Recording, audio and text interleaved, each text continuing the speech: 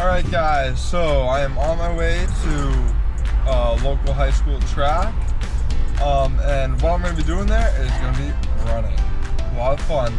So I'm going to run about, hopefully I'm going to aim for like 4 miles because I'm training for the 10-mile race, which is in under 2 weeks. And so this video is going to be about how to get better for training for a 10-mile and how to prepare for something like that, because it's not the easiest thing that anyone can do. So I hope you enjoy. Alright, so we're at a track right now, but to train for this 10 miles. So I've started off running shorter distances and now I've worked my way up, and now we're going to try to do 4 miles today.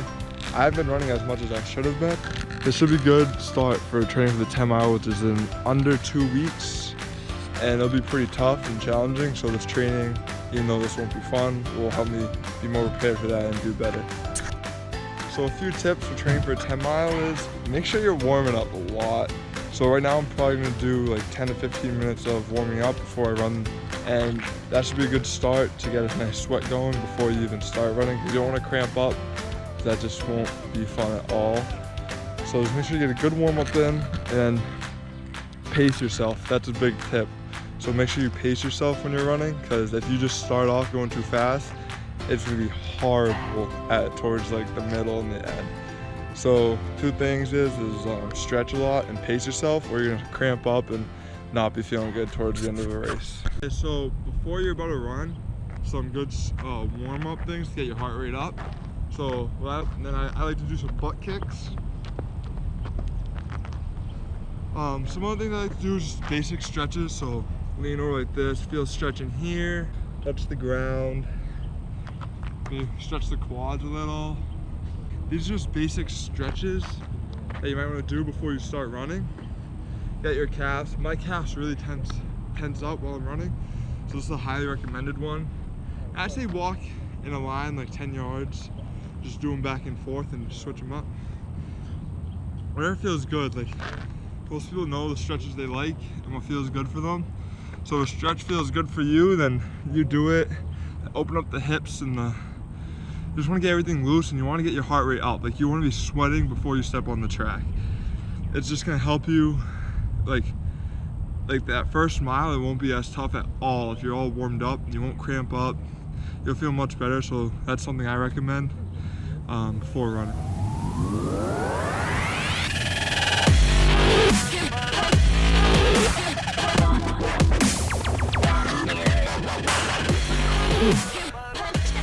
Just got done running, did 3.5 miles, took me 28 minutes, so that's about 8 minutes a mile.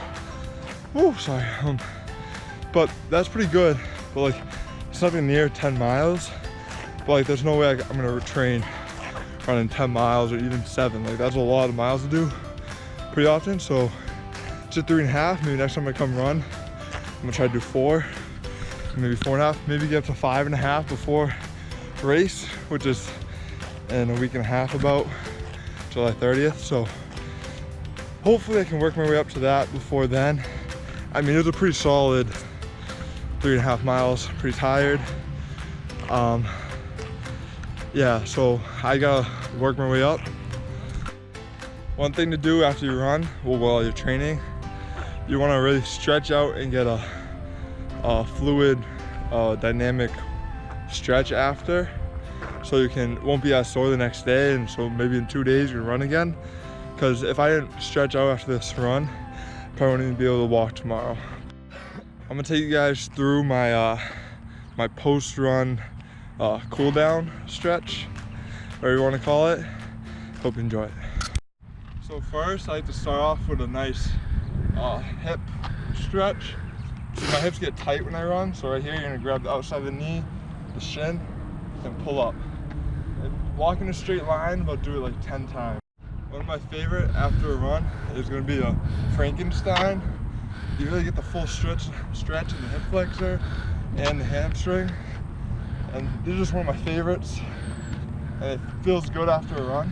Some other good ones you might wanna do is this to stretch the quads. Just pull your foot and then just stretch them. You feel that nice stretch right here?